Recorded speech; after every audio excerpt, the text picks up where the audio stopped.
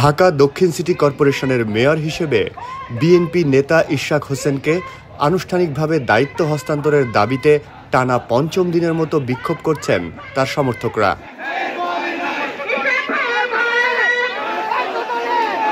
আজ সোমবার সকাল 11টার দিকে নগর ভবনের প্রধান ফটকে তালা লাগিয়ে দেন বিক্ষোভকারীরা। ঢাকার বিভিন্ন স্থান থেকে বিক্ষোভকারীরা নগর ভবনের দিকে মিছিল নিয়ে আসেন। সবাই সেখানে জড়ো হয়ে বিভিন্ন স্লোগান দিচ্ছেন।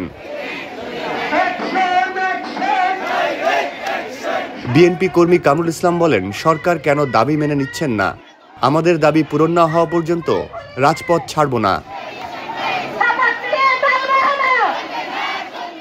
কর্পোরেশনের শ্রমিক কর্মচারীরাও ভবনের সামনে বিক্ষোভ কর্মসূচি পালন করছেন। এক কর্মী বলেন, দাবি মোদের একটাই, মেয়র ছাড়া গতি নাই। এদিকে নগর ভবনের সামনে বিক্ষোভকারীদের ভিড় বাড়ায় যানবাহন চলাচল ব্যাহত হচ্ছে।